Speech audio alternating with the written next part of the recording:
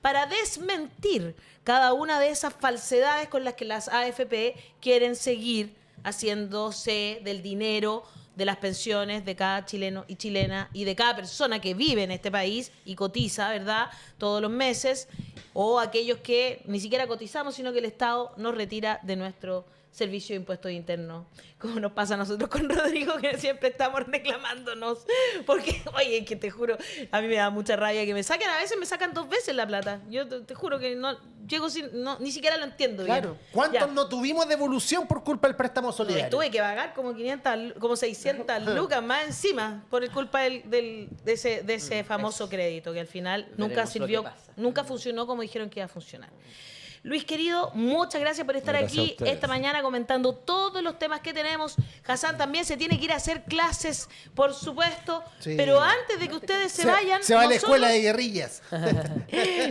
Claro, nosotros nos vamos directo con la diputada Mercedes Bulnes, que nos está esperando por el Zoom para conversar sobre este tema del senador Macaya, integrante de la Comisión de Familia y además, bueno, conocida abogada de derechos humanos, también defensora de en varias oportunidades, por ejemplo, del caso de Antonia Barros, ¿verdad? Y sabe de estas temáticas. Bienvenida con nosotros, Mercedes Bulnes. Muchas gracias por estar conectada esta mañana. Hola, diputada. Muchas gracias por invitarme. Me parece muy interesante, estaba escuchando todo lo que hablaba Luis, a quien saludo con todo cariño porque somos amigos hace muchos años.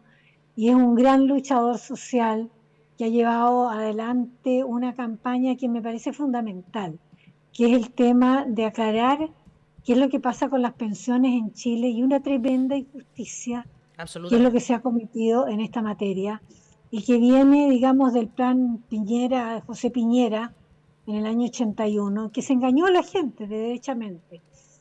Pero es un tema ese muy, muy complejo.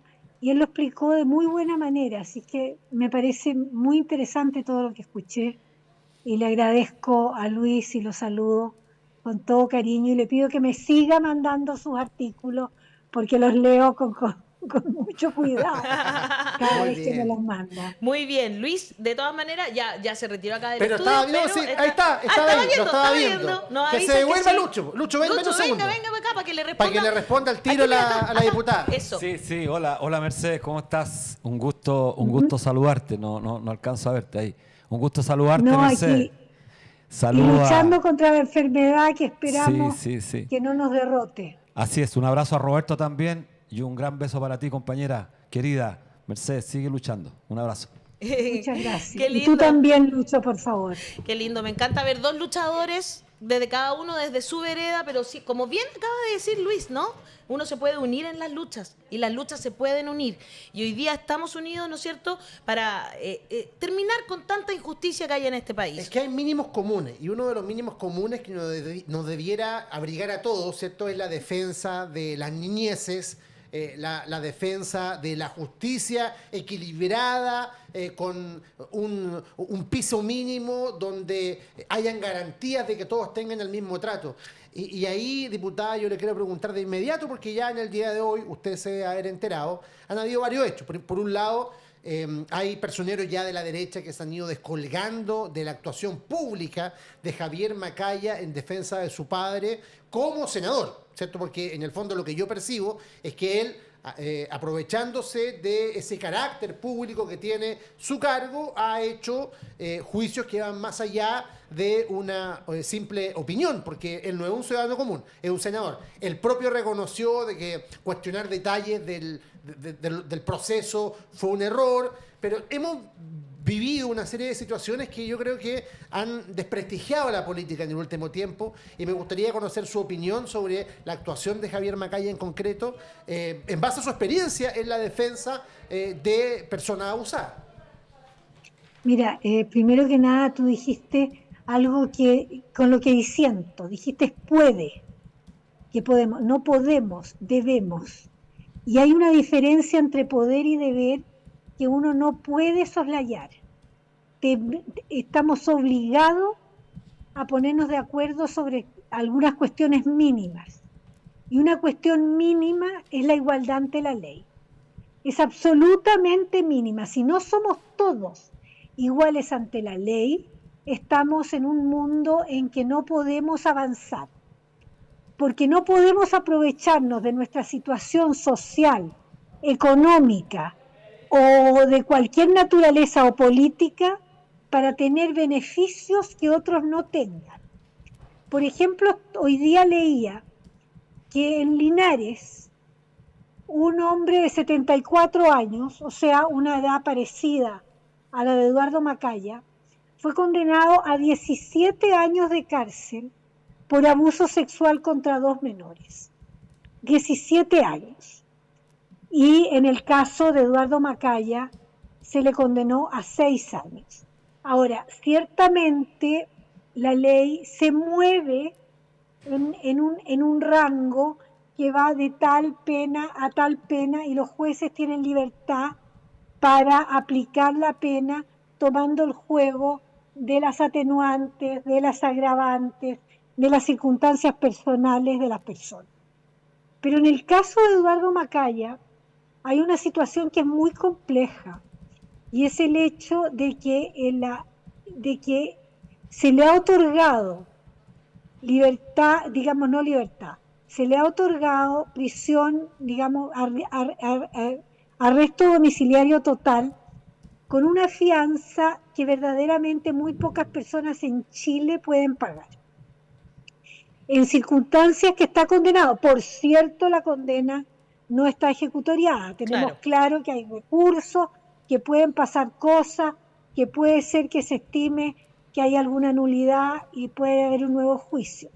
Pero tengo el caso, y lo he dicho mucho, de un muchacho en Curicó, ¿ya? Que fue condenado por 2 delitos de violación y que pertenece también a una familia poderosa. Y aprovechando el arresto domiciliario total, eludió la acción de la justicia y se fue a la Argentina, lo acaban hace poco tiempo de tomar detenido y está en el proceso de extradición, pero también de una familia poderosa. Entonces, el hecho de que el poderoso tenga determinados beneficios de las que no goza la mayor parte de la población es algo que para las personas resulta muy escandaloso.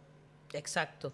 Porque no es posible que si tú tienes una situación desmedrada en lo social, en lo económico o en lo político, se te aplique la ley de una manera y se te aplique la ley de otra manera cuando tienes una posición de poder. Yo recuerdo cuando yo era niña y entré a la escuela de Derecho, mi padre me dijo, en Chile no va a haber justicia mientras el Código Penal no se aplique también a los poderosos. Porque siempre se ha dicho que el Código Civil es para los ricos y el Código Penal es para los pobres. Y esto es algo que repugna al derecho. Y no podemos dejar de representarlo. Por cierto, Eduardo Macaya, como cualquier otra persona, goza de la presunción de inocencia. Y por cierto, mientras la sentencia no esté ejecutoriada, no se ha roto, no se ha quebrado la presunción de inocencia. Pero ciertamente, si él fuera un hombre menos poderoso, estaría detenido. Esa es la verdad. Es verdad. Ahora, la defensa de su hijo me parece por lo menos imprudente, porque ha cuestionado la palabra de las víctimas y la ha cuestionado de mala manera, diciendo que las grabaciones serían sin consentimiento. Sí. Eso me parece grave. El tribunal consideró que estas grabaciones eran lícitas. Sin duda, no conozco, por cierto, en los casos de abuso sexual las sentencias son reservadas.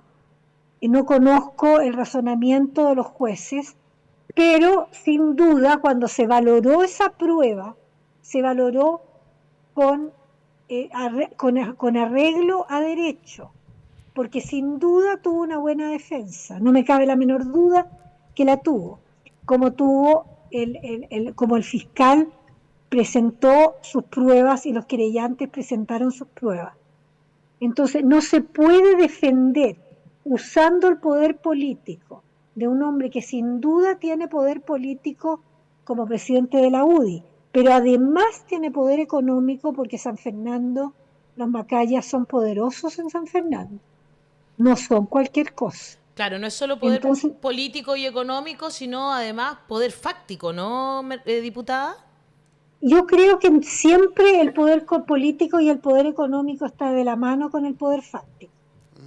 Claro. No es lo, perdóname, hay un dicho bien campesino que dice que no es lo mismo Juana que Chana. Tenemos que acordarnos de eso. Qué buen, Es un qué poco buen dicho. divertido, pero es cierto. No es lo mismo Juana que Chana. Totalmente No es de lo acuerdo. mismo cómo te tratan cuando vienes de una familia conocida, cómo te tratan cuando vienes de una persona de origen modesto.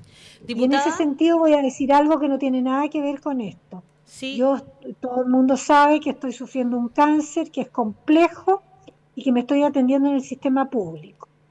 Y quiero decir algo que me dijo el médico que me está atendiendo, a quien le rindo un homenaje por lo que me dijo.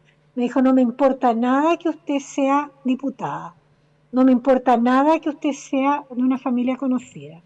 A mí lo que me importa es que usted es una enferma que está en una situación de riesgo y para mí usted es una enferma que tiene esa característica. Y el trato que he recibido en el Hospital del Salvador es idéntico al que ha recibido cualquiera de las personas que está recibiendo la quimioterapia en la misma sala que yo. Eso es lo que pedimos de la justicia, no solo de la salud. Que cuando yo llego al tribunal no me vean distinta que otro. Que cuando llega la persona que está imputada de un delito se le trate con la misma dignidad. Que en la cárcel se le trate con la misma dignidad. Porque es una persona, no es es un ser humano. Y todos tenemos derecho a ser personas.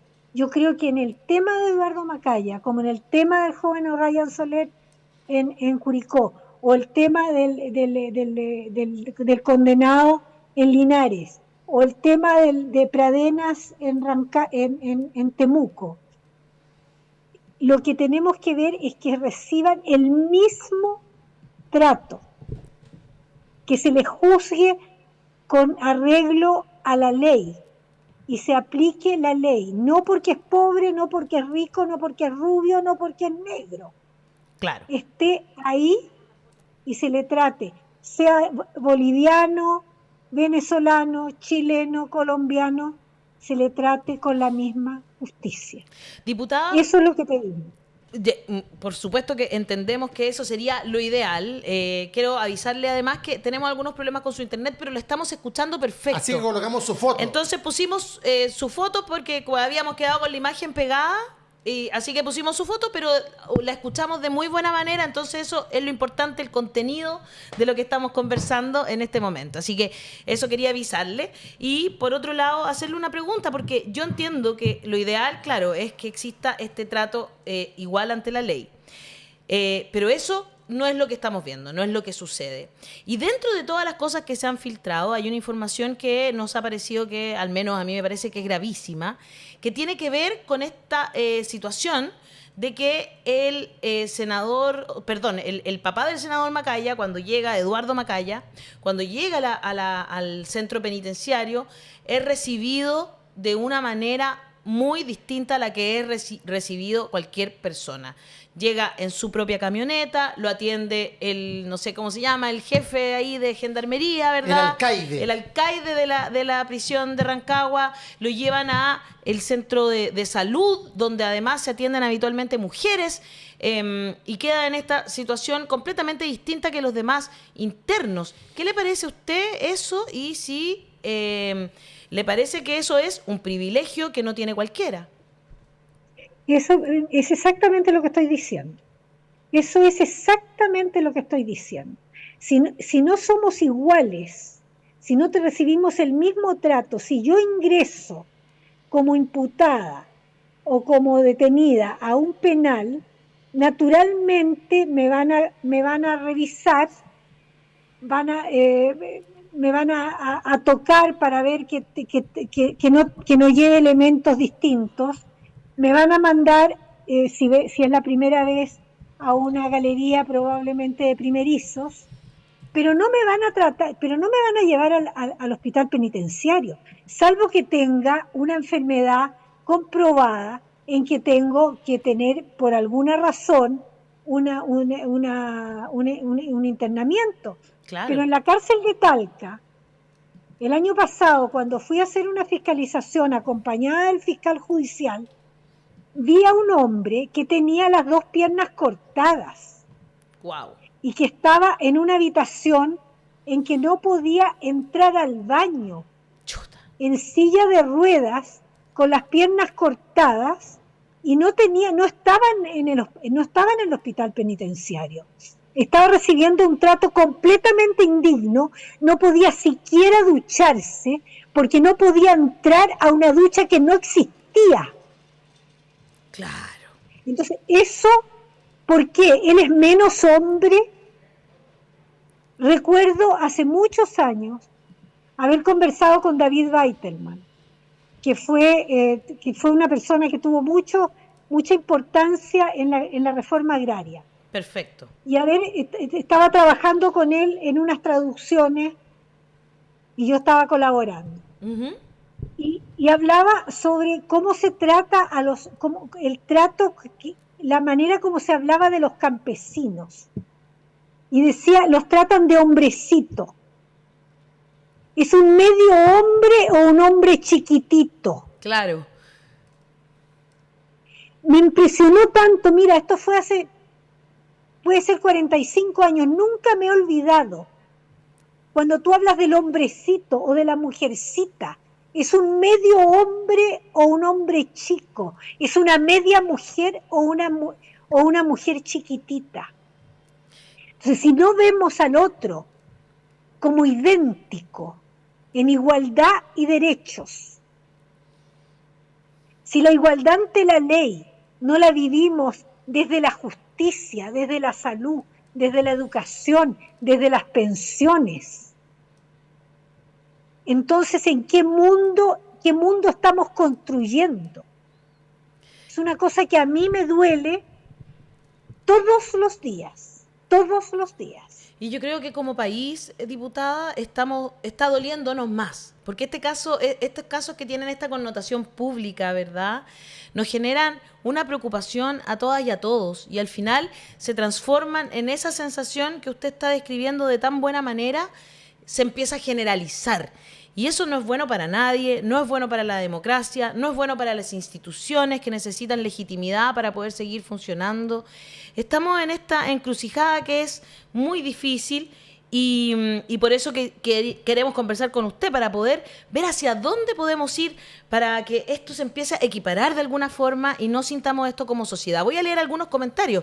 Kiara Yara dice, en la salud es súper importante aplicar ese trato igualitario que usted está describiendo, diputada, ahí en el Hospital del Salvador.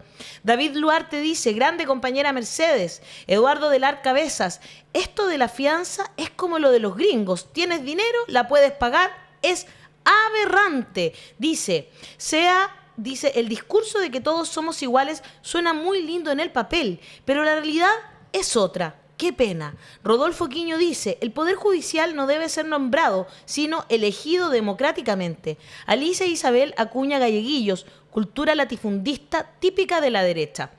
Y claro, ahí le tengo dos preguntas quizás que me gustaría que se hiciera cargo de las cosas que dice las personas. Primero, usted que también representa a una zona que es una zona más rural, ¿no es cierto?, en la zona del Maule, ¿verdad? Esta es todavía ahí quedan resabios de esa cultura de la que usted habla, de empequeñecer al otro, de ver dos tipos de personas distintas, el latifundio chileno, digamos, se siente más fuerte en esas zonas, de donde es también el senador Macaya y su padre. Mira, yo creo que en ese sentido se ha avanzado mucho. La reforma agraria tuvo un efecto enorme en la dignidad del campesinado. Y eso no se puede olvidar y la gente lo recuerda. Y es muy importante en ese sentido todo el trabajo que se ha hecho a través de INDAP, a través de los organismos del agro, y la preocupación por la agricultura familiar campesina, que es lo que llamaríamos, se llama así ahora, pero podría ser en la agricultura, digamos, de los pequeños agricultores, pero también hay una enorme diferencia con la gran agroindustria y el trato y el trabajo que se hace, sobre todo en el tema de la fruta, y es un tema que no puede olvidarse, digamos. Claro. En ese sentido, yo tengo la impresión de que la agricultura en Chile no ha avanzado todo lo que debiera avanzar, que de alguna manera el Ministerio de Agricultura es un ministerio de segunda categoría, en el sentido de que no se le da la trascendencia que tiene como fuente de riqueza para nuestro país, y no solamente de riqueza para la gran agroindustria, sino también para el campesinado. Creo que eso es muy importante. Creo que la política agrícola debería tener un avance y una preocupación real de toda la sociedad, porque de alguna manera nuestra principal fuente de riqueza es la minería, pero la agricultura es la segunda, más que la pesca. Y el sector forestal está muy descuidado porque pensamos siempre en las grandes industrias forestales y no estamos pensando en el pequeño y en el mediano, que es el que lo necesita. Claro. Entonces, en ese sentido, yo tengo una preocupación real, como es una preocupación en el Maule, por cierto, en la provincia de O'Higgins, en la región de O'Higgins, en el Ñuble, en Biobío, qué sé yo, en general en el sector rural de nuestro país. Creo que es muy importante en ese sentido. Pero el latifundio realmente murió con la reforma agraria. Eso es verdad, la reforma agraria hizo que la agricultura en Chile se modernizara. Claro. Con todos sus defectos, con todas las dificultades que pueda tener, pero se modernizó. Ya no somos feudales como éramos cuando yo era niña. Claro. Ya el feudalismo terminó en Chile y eso es algo verdaderamente importante y tenemos que profundizar en ese sentido. Por eso me alegro enormemente que eso ocurra. Pero la normalización de las diferencias, como la normalización del abuso contra niños, niñas y adolescentes, que es por el tema que empezamos, la normalización de la violencia en la familia, el ocultamiento de la necesidad de la educación sexual integral, el tratar de esconder las cosas debajo de la alfombra, como lo dijo también el senador Macaya, esto es un problema de familia. Claro. No es un problema de familia.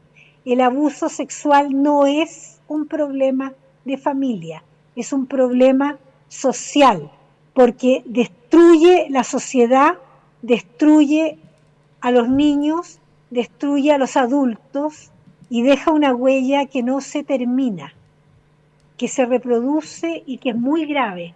Entonces, en ese sentido, yo creo que hacer claridad de que esto no es un problema de la familia, sino que es un problema de la sociedad, es una cosa que no podemos dejar de lado. Yo soy una mujer mayor, he visto muchas cosas, he visto cómo se ocultaban las cosas en el pasado, cómo la mujer abusada le decían es culpa tuya por no cuidarte. Todo eso lo hemos visto y eso es lo que tenemos que luchar. Y eso solamente lo podemos hacer con educación, educación y más educación. Con conversación, hablar las cosas, no ocultar la basura debajo de la alfombra, respetarnos y respetar. Y en eso hay que ser majadera. Hay que ser implacable, claro que sí. Estoy muy de acuerdo con usted ahí, diputada. Y solo para cerrar ya esta conversación, nos preguntan si van a tomar alguna medida los parlamentarios en relación al senador Macaya, quien además hoy día estaba presidiendo la Comisión de Salud. Llama la atención, claro, que él sea el presidente de esa comisión. una persona que claramente no está muy preocupado por la salud ya la senadora mental Gatica de niños y niñas. de RN formalmente pidió que renunciara a su cargo en la UDI. Hay un movimiento de descuelgue, hay también participación ciudadana, lo que yo valoro mucho.